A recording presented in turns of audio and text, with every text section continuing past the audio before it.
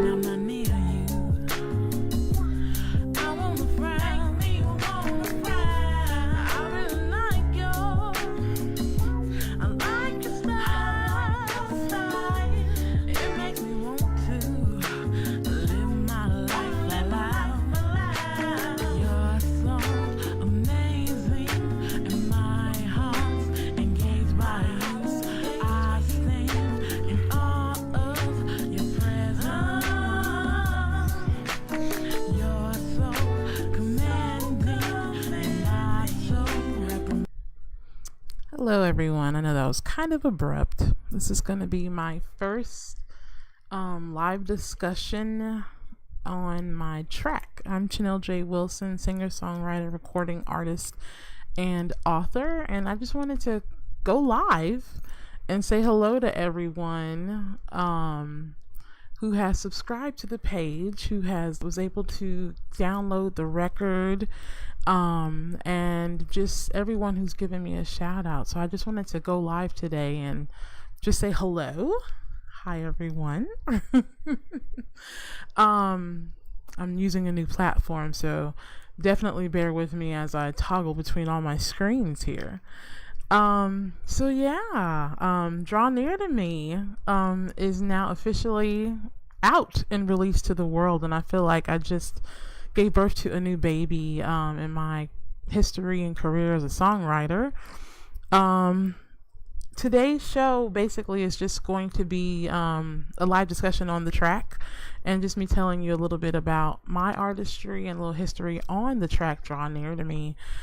That's what you were hearing that was playing right when the intro came in. So let's just get started. I just want to welcome all my new subscribers. Chanell J. Wilson official music page now has about 118 subscribers. Welcome. This is going to be a very fun journey for us. I'm just really excited about this new journey, and just welcome. I'm going to try to keep this page active and live, and eventually I'd like to do some live shows on here too, and maybe even bring some musicians in, but right now we'll just start off small and grow.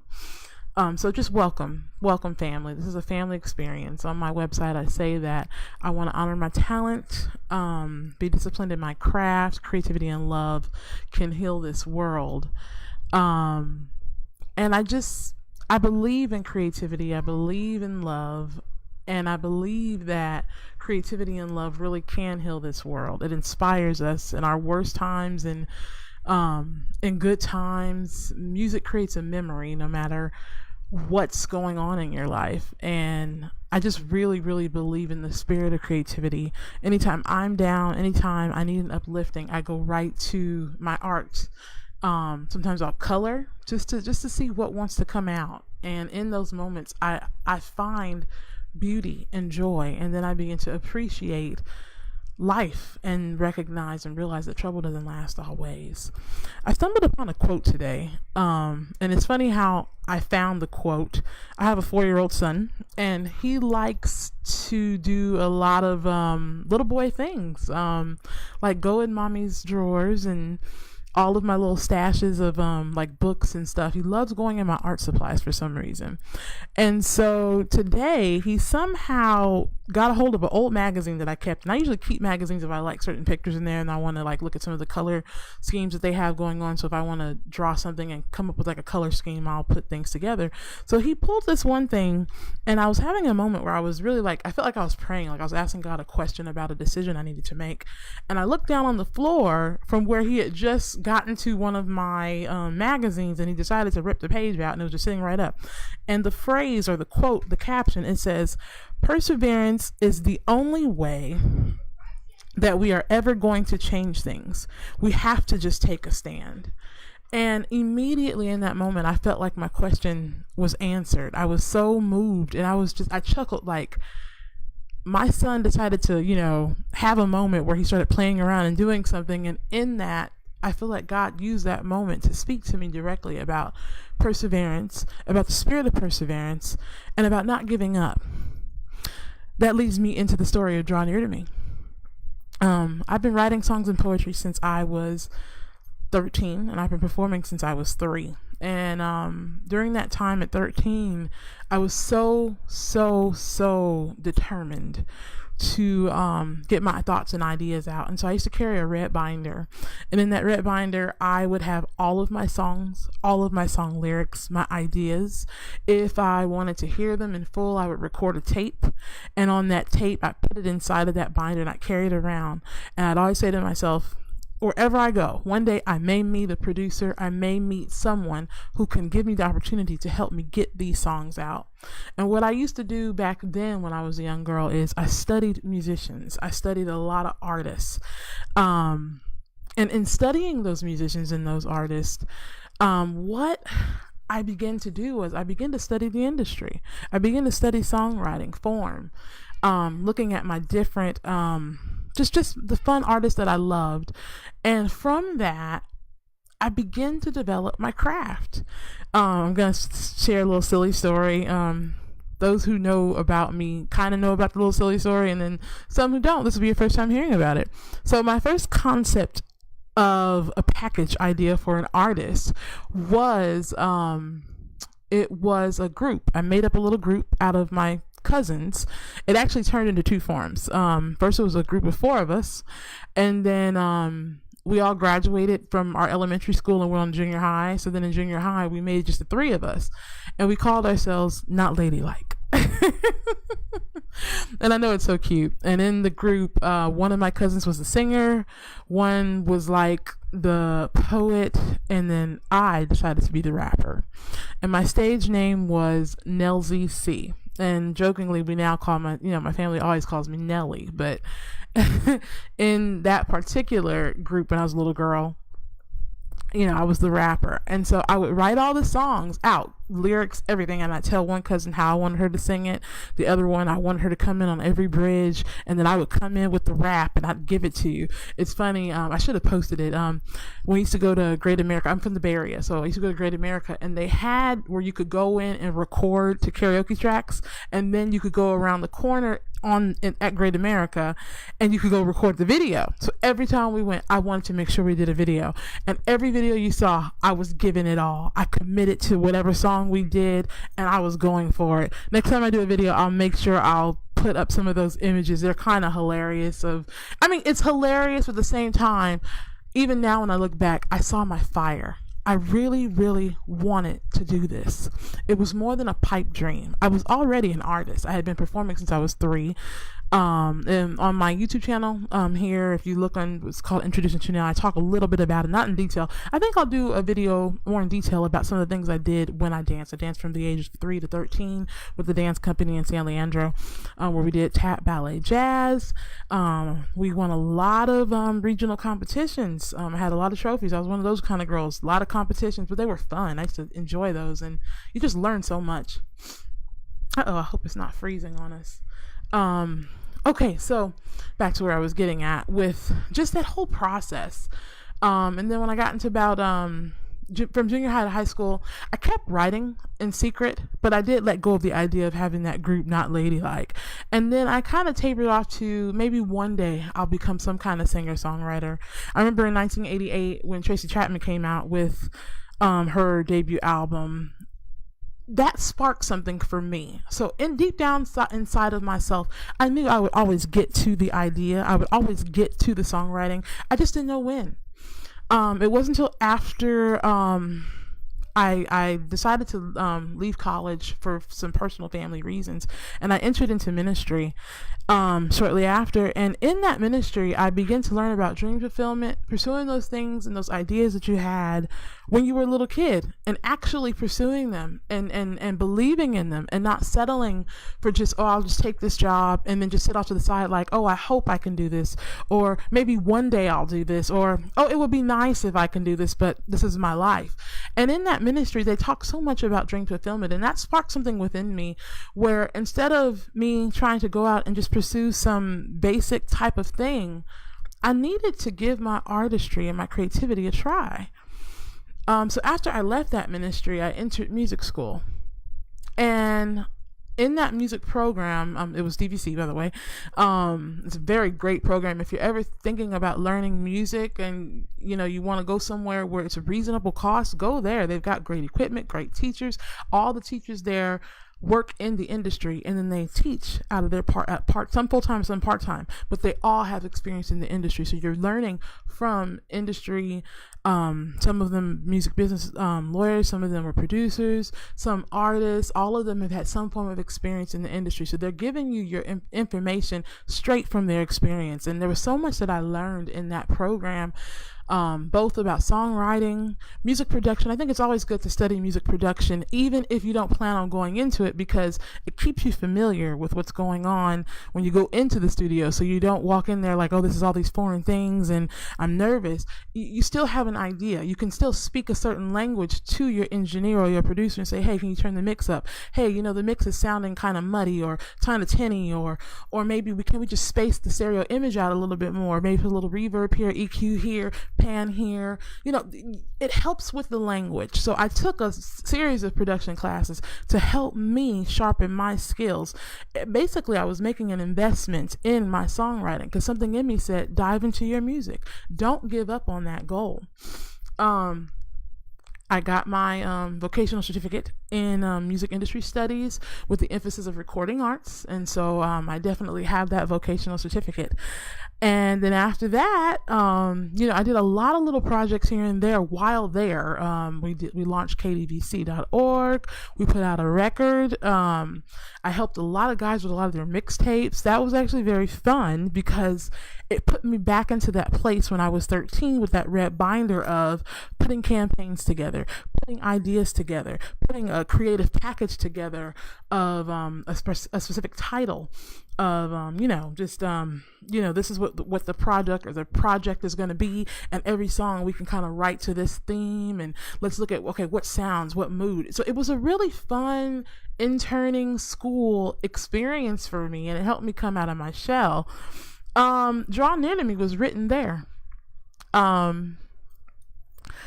It was sparked by the idea of a small little crush. Of course, we all in life are inspired by something. Something inspires us. And at that time, I was definitely inspired, and those were my thoughts. And I always gave myself permission when I wrote my lyrics to just write down what you're thinking, write down what's in your heart, write down whatever it is, and give the expression. One day I went into the recording booth, and I just kept hearing that same line, like, you make me nervous when you're around. I can't hear my playback, so I would love to sing it better, but yeah. You make me nervous when you're around. I was just singing that over and over again. The melody has changed a little bit since when I first wrote it, but songs do evolve. I'll get more into that as I give the story on Draw Near to Me. I'm just going to transition real quick. And so what ends up happening as I get that first hook out, I was like, wow, that song is really coming somewhere. Let me go sit down and really work on this. So when I got home from that day from school, I just went into my little lab, because back then we were renting the house that I grew up in, and we had one spare room. So I turned it into my studio because my cousins lived in the back, and I literally had the whole front of the house to myself, my room and the studio library room. And every now and then my cousins would come in there and use it as well, but they knew Chanell needs an area for her studio, so we're going to let her create here. And I just sat there and I kept fumbling with chords and figuring out where I wanted to go. And then when I finally got the chord progression, I started humming that same tune. You make me nervous. And then I kept going, and I was like, just kept going up and down that scale. I think it's like a triad type scale. And I was like, something is here. I don't know what it is about this tune. I had just recently at that time got Pro Tools, and this is back when Pro Tools was by DigiDesign. So I had my little Inbox 2. I had my Pro Tools, on it was my G4 Mac that I had just gotten, and I was big. So people would be like, oh, you do music, oh, what's your gear? And I tell them, like, oh, you really do music, you got some good gear there. And I got the mix out. I got the mix out in that night. I got those chords out, filled it in. Now, my production style, I'm a songwriter. Like I said, I'm not a producer. I'm a songwriter. I know my skill set. I play the piano just enough to write out my good chord progression. And then I get my lyrics out, And then I usually just take that and give it to my producer and say, hey, what can you do with this? What do you hear with this? How can we give it a better rhythm section? How can we turn it into something new? So once I got the whole tune out, I had a friend of mine that I went to school with there who I used to always bounce ideas off of and vice versa. And I was like, I want you to hear this track. So we were in the car heading to somewhere. And I was like, all right, what you think? And the look he gave, he was just sitting in his seat, and he's also one of the writers, Roy Graves. I'll go over the listing of the writers in a second. And so what happened was he was just sitting there, and he just started nodding his head, and he was like, that's my track. That was the first thing he said. That's my track. And I was like, oh, it's good. And he was like, that's my track. He was like, I don't know what it is about this, but this is my track. You got to let me work on this. So I went on ahead and passed over all the information, and he kept sending me back different ideas, and he was like, it's not complete, but here's the bass line. And I'd be like, whoa, that's kind of deep. And he just had all the instruments speaking to each other, and it just flowed. It was so cool. Then, he called me out of the blue. It was all within like a good 2-month time frame. He was like, I want you to hear what I did. And he was like, now, before you hear it, I feel like I made it a little dark, but I think you're going to like what I did. So just listen to the whole thing. And so when I listened, he added all these beautiful synths and strings and just all these elements that I never thought to add to the song. And it expanded it and made it so much bigger. And then in the ending, he gave, instead of it, fading down like I did on my little mix, he gave it this nice orchestral build. So that's how at the end of the song, when you hear that, that was all Roy. He just gave to the melody. I always say we got to submit to the melody when you write a song or when you go into there. And that's what he did. He submitted to the melody, and that's what came out.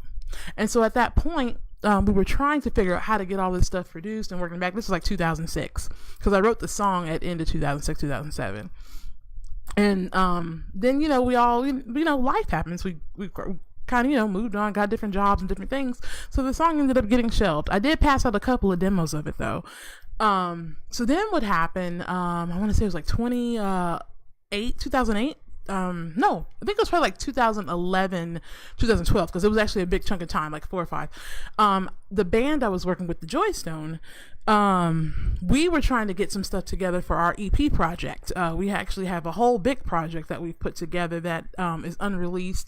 I've been speaking with my other band member for the Joystone, and we've been discussing probably putting some of that out after I do my run of some of the things I'm doing right now. And while in that session, I did the session with Hank Poetic Beats, Marshall. He's also another songwriter on this project. And I said, hey, I want you to listen to this one. I like what we have here. I love it. It's beautiful. But I feel like it needs maybe some drops or something extra in this piece.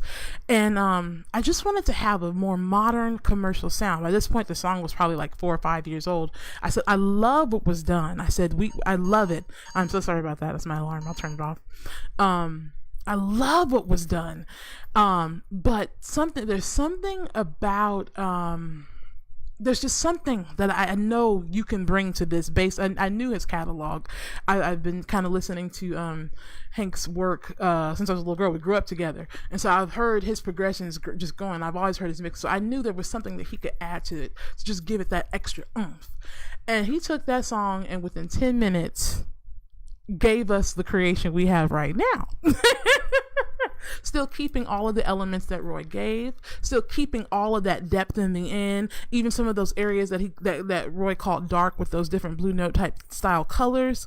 But then what Hank did was Hank added all the other elements to it that the song needed to just give it that groove. So now the song had the orchestral elements and the groove, a great melody, and I was sitting there, what do I do with this?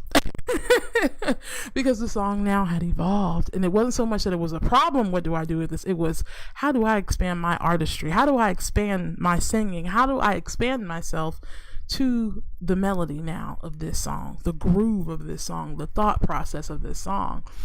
Once again, more time passed, life happened. I even gave up for a minute and said, you know what, it's okay. Some people would say, it's a pipe dream, give it up. You're already past 35 now. You got a baby. Just move on. And something still just kept ticking within my heart. you got to put this, you got to follow through with this idea you've had since you were a little girl. Don't give up on this at all. Don't give up.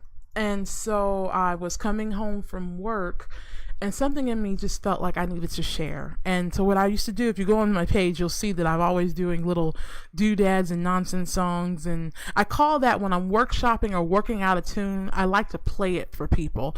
And, you know, I'm not a keyboardist. I play just enough to get the idea out. That's my craft as my songwriter. And I humbly submit to that. I respect my musicians and people who are full pianists and keyboardists also. And so, a fellow musician friend of mine, who we only met on Facebook. We never met, but I feel like I've known him for a long time, even though I know we met through Facebook. But we would exchange information musically on Facebook, and he would always say, "You need to come into the studio." And I knew, it picked up on me. He has a studio. You can go work, but I was so consumed with everything going on in my life, it never really hit home. You're being offered an opportunity to come to the studio. You come on, let's go collab. You say you want to do this, but then you have this fear of not wanting to do your thing. And I was coming home from work, and something in me was like, you need to give him a call and just let him know what's going on. And that was Christopher Patton. And he said, just come to the studio, come. And I came to the studio, and I the night before I called, something in me, I was just compelled, like, get over there, just do this. And got there, and I shared, my tunes, and, he shared a couple of stuff that he was working on. And then when we got to draw near to me, he looked at me, he was like, why haven't you done anything with this? This needs to be out now. And I was just like, oh, it's good. And it was like, yeah. And from that moment, we decided, let's go ahead and work on this. Let's go ahead and do this. You got something here. So, the song really evolved. We started off with the original mix. I was definitely very rusty going right back into the studio again after being out of the studio for maybe about 2 or 3 years after having my son. And mothers who had babies, your whole world and life changes after you have a child. But it took me some time to get back into that artistry again.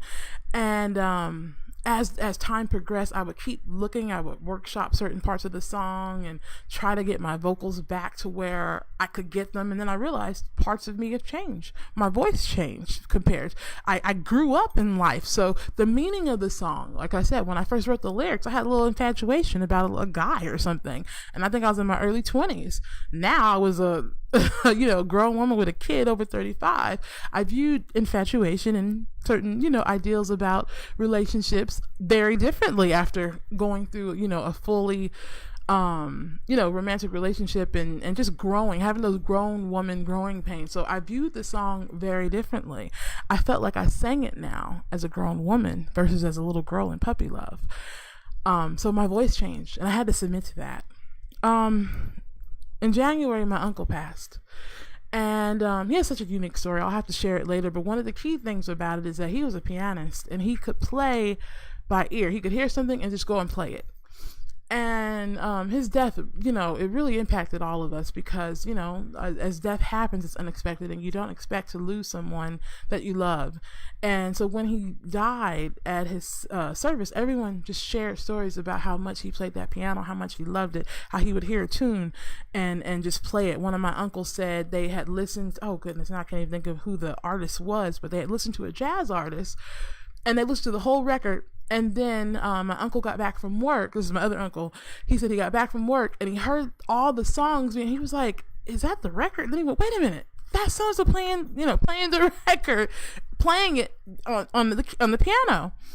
And what I love about this story is that the same piano he learned on, it was the same piano I learned how to play piano on as well. So right after we had his service, there was this kind of like heaviness on me, like a heaviness in my heart, just this place. I can't explain in detail what I was sensing and experiencing, but I felt like I just needed to release in song. I don't know if anyone, if you go to church or whatever, or if, whatever your faith is, or like, how it is when you feel when you meditate or when you have worship or if you chant or whatever. It was just some form of release. And I got into that studio session And usually I'll go in kind of fearful, like, oh, I'm just gonna, try this, try that. And as the song was being played through my headphones, and we were just kind of, Chris was just setting things up, I start riffing. And I started riffing without care in the world of what was coming. I think I was going, make me wanna frown. And just doing little things here and there that I was hearing in the pockets of the song.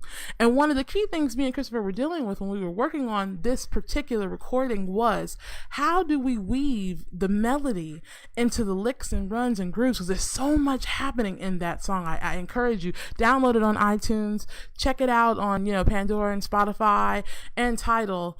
If you haven't heard it, there's so much details going on in this mix. At first hearing, you'll be like, what am I listening to? And then when you get into that group, you're like, this is nice. This is a nice little R&B tune.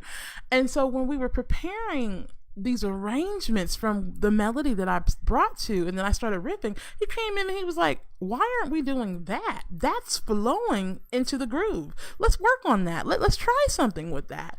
And I went, okay, thinking, we got studio time here. Are we going to work on what we said, And so we just submitted to that for a little bit. And we came up with this creation. And so maybe about 3 or 4 more sessions, we brought my sister in, Jamila Beaver, that's who's doing the background, my little baby sister. I'm so proud of her. She's my, I'm the oldest of, it's 5 of us, so I'm the oldest of 4 girls. And we're all broken up in chunks. There's the older 2, we were all born in the 80s, and the younger 2 are my millennial sisters. They were born, the late, one is in 90s and the one is in 2000s. So they're still my babies, even though we're sisters. And so I was so proud of her because she also writes songs and she sings really beautifully. And I was just so proud of her that she came in and just added, her blessing to the song. Every time I hear her parts, I just have this little tickle in my heart, like, that's my baby singing, so it's really beautiful because when she was a kid, we used to write songs together. Me and her actually wrote a song called Pom Pom Tree. And the beautiful thing about her artistry is she was like 5 or 6 years old. And she wrote every change to that song. I'll talk more about it when I do release Pom Pom Tree. We have decided we're going to use that for our Grow Baby and Kids channel on YouTube. So definitely check that out as we have more. I'll announce more things about that. There are a couple of episodes up now, Nate's Alphabet Adventures, if you want to check it out. But back to the story of the Draw Near to Me. So once we got to this run, the song just blossomed into something beautiful, organic. And now we have this lovely production of Draw Near to Me in the form and state that is in, and we've released it, and everyone keeps contacting me saying, Chanell, this sounds really good. Oh, I'm so inspired. Oh my God, you sound great. Oh, the soul behind this is amazing. And so I'm just grateful. You can either comment in the section. I'm sorry, I can't see the feed. Let me see if I can see the feed if I move the screen over. Like I said, I'm working on a new platform. I'm not sure if I think it might be a little frozen, so I'll check it later. But there was just so much. What inspires you for this song? That's the question I have for everyone out there who's watching this, who's heard it. Please post and comment that in the feed, and just please share your feedback. I would love to hear what your experience is when you hear Draw Near to Me. Like I said, there's so many cool moments, so many cool things that happen in that song, and it's just a big eclectic R&B, soul, jazz, with hip hop influences tune, and it just makes you feel so warm inside. That's what I love about certain types of music. It creates a feeling, it evokes a feeling. So if you've heard the song, if you like the song, please comment on it. Please, if you go on iTunes, if you download it on iTunes or one of the other platforms, please leave a comment, say something, leave a rating. That gives me feedback and lets me know just, what your experience was like with it. How did you enjoy it? Did it inspire something? Did it make you think of a memory? What did it do for you? What I want to do now is I made a video for it.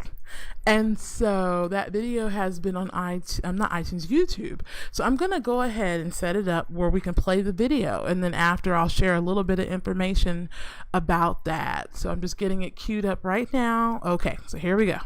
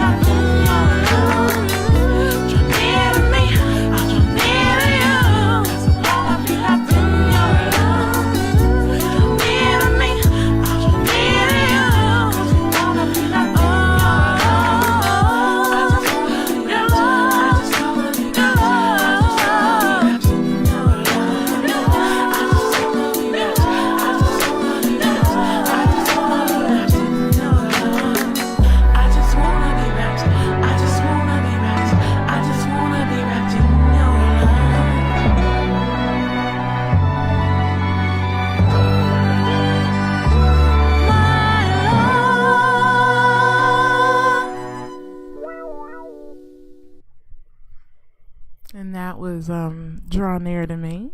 I just wanted to also add that the other musicians on the track for this one is also Frank Miller on guitar and Mark Johnson on violin. They came in and just gave the song its final sound. I remember we had gotten one of the mixes back and I was like, something is missing. I'm not sure just what. And Christopher Patton was just like, I got it. Just give me a moment. And he and came back a couple of weeks later and said, how about this? And when I heard it, I was like, that's the one. That's the one. We got it. And so, yes, they came in, I think it was over a couple of sessions and just added the live guitar and the live violins. And now the song just breathes so beautifully. So yeah, you can check out Draw Near to Me on iTunes, Spotify, Tidal. Let me see. There's a couple of more. Pandora. I'm looking at it now. Yeah, iTunes, Apple Music. I'll turn the track down a little bit here. iTunes, Apple Music, Amazon, Pandora, Spotify, Tidal, and CD Baby.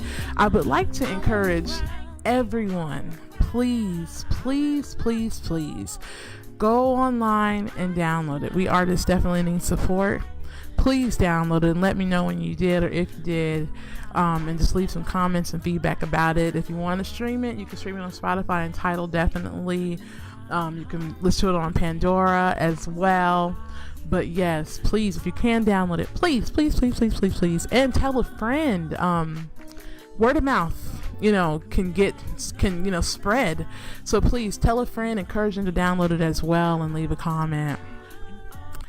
Let's see here. So there's some, so I showed the music video. So let's just talk about the music video for a little bit. So I wanted to play on the double meaning of, draw near to me means, come close, draw near, but then also I wanted to play on the actual drawing elements. So that's why you see me drawing as the artist as I am, and kind of thinking about that guy. And so when we came up with some of the concepts for the video, it was a fun little project there. I did study editing and screenwriting at Academy of Art University. I also was a theater major at San Francisco State, and so I had to really just put on that hat. We already had the equipment between myself and my sister, and my mom, and so we all just came up with these different concepts. Got a fog machine.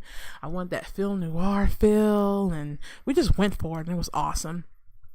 So those are some of the things that I have in that video. Please let me know what you thought about the video, if you liked it, what parts you liked, and just how it all corresponded with the song. Okay, so now I have a special announcement, so let me get that ready for you. Yes, on September 8th, I am going to be doing my CD release mixer for my debut song, Draw Near to Me. Yay! So it will be from 7 to 9 p.m. at the Veterans Building in Fremont, California. Tickets are now on Eventbrite for $15. Seating is limited. So if you'd like to come and celebrate this lovely accomplishment in my life, please get your tickets early, because once the seating is sold out because of the room capacity, that's all we can have there. It'll be a performance by a live jazz band, Christopher Patton. There'll be food and refreshments, and then I'm going to do a little presentation of Draw Near to Me and debut my artistry. And I would love, if you're able to come, please come out and celebrate. Like I said, tickets are on Eventbrite. I'm also looking for unique sponsors for that event as well, for my program book. If you want to advertise or have your logo, your artistry, your filmmaking, your books, whatever your small business is, if you want to get that, I'm offering sponsorship packages for that as well. There's also some other things that I have in the works. I'll go ahead and transition back out to me here. And there's a couple of things that I have going on. I have a GoFundMe going. Right now I have 3 creative projects that are in the works that I started at the beginning of the year, and I'm now in a place where I need to get them packaged in a more commercial packaged way. I've always shared things with my local community in a workshop format, but I'm now in a more business minded aspect place, and I want to get those things shared now in a regional, national market. And of course that, when you're starting a business and when you have things that are going, sometimes you do need a startup cost. So I have started a GoFundMe. I will post a link in the description on that. And if you're able to donate, please, thank you for your support. If not, please just share the information. Maybe there's someone out there who would love to support the arts. Also, the Patreon account, if you would like to become a monthly subscriber with that, please do so. All those funds help me go back and do the creativity that I have with my Go Baby Kids channel. It was basically inspired by having a child, and me and him are in those early learning phases, and we do all sorts of games. And one thing for him, he's very creative like I am, and sometimes we'll either make silly songs or do different things. And then my sisters and I started talking about ideas for him where we would make videos and different things, and then it kind of spawned into, why don't we just make a channel for him and other kids as well? And what I love is that he helps create some of those things, just with his ideas and his songs and stuff. And so that's where the beauty of that channel, Nate's Alphabet Adventures. There'll be some music coming out of that, little kid songs, nursery rhyme style songs, fun and games, some puppet stuff. We've been building puppets over here, trying to just workshop some things out. So in a couple of, hopefully within a month or so, I'll have some more episodes up. I just posted one episode just now about the weather, so definitely check that out. I'll put the link in the description as well. So that is the close of today's live discussion on my song Draw Near to Me. Like I said, you can purchase it on iTunes, Apple Music, Amazon, Pandora, Spotify, Tidal, and CD Baby. Please, please, please, please, please show your support and download the track. And tell a friend, share it. If you're inspired by it, please make a comment. I want to reach out with those people. I want to connect with others. And some people connect and share a meal together. I'm sharing you my art. I will be back soon in a live format here on Facebook. Like I said, I would like to eventually do some shows like this. So I'm going to work towards, figuring out what the next steps are to do. I'll probably either sing to some tracks sometimes, or maybe even have someone come in and we do like a live acoustic set on here. So definitely check back periodically, and I'll have more of a schedule as I'm able to make plans with this Facebook Live. But I love it. It's a beautiful platform. We can all talk and share and communicate.